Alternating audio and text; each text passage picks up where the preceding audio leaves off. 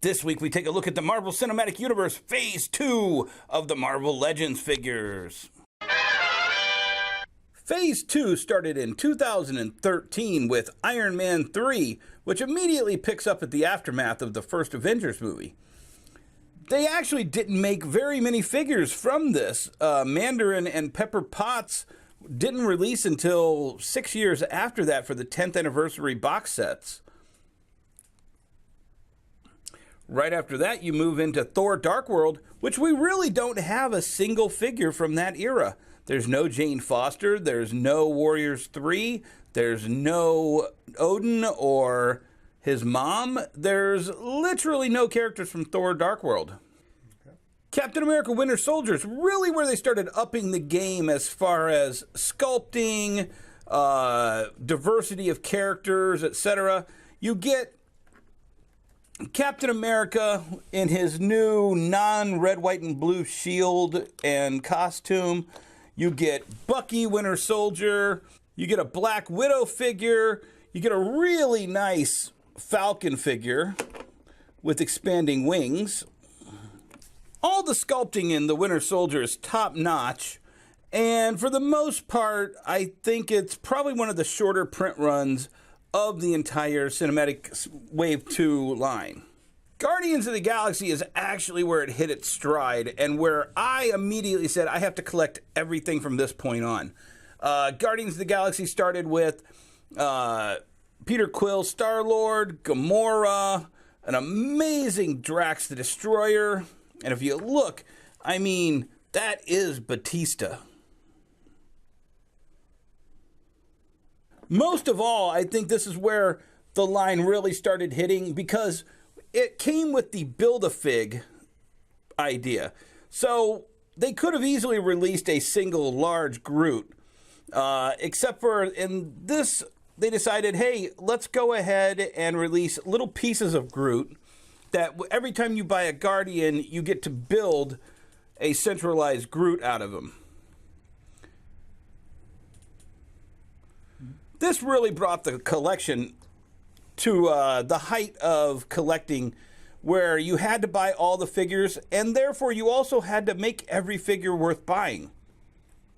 That would change later in the toy line.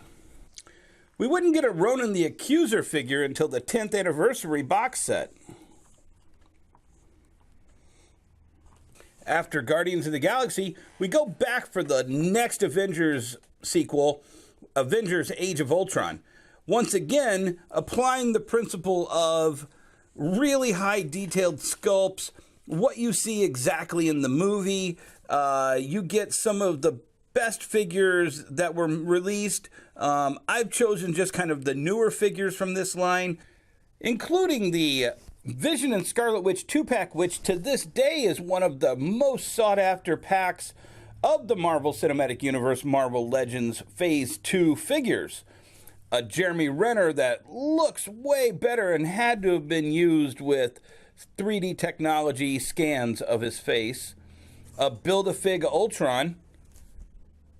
And then we go into AntMan, where we get a nice looking AntMan. There is a Paul Rudd face, but I really hate it. And over here you get Yellow Jacket, which didn't come out until the Marvel Studio 10th Anniversary Edition. You might say, who the heck are those guys down on the end?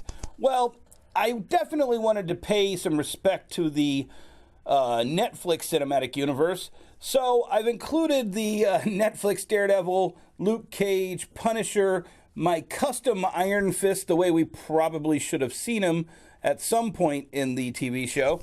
Also Jessica Jones, which I only have in package, as well as the big San Diego Comic-Con box set, which I did not open. But I wanted to include them somewhere in the line, so I include them at the end of Phase 2 before we get into Phase 3, which is so populated with figures that I really wanted them to round out Phase 2. This has been the Phase 2 review of the Marvel Cinematic Universe Marvel Legends figures. Join us next week when we hit Phase 3 all the way up to Avengers Endgame. Thanks for watching. Make sure you check out our Marvel Legend inventory and all of our other toys at wonderworldcomics.com/Amazon, as well as what we have on our eBay store at Wonderworld Comics and Toys.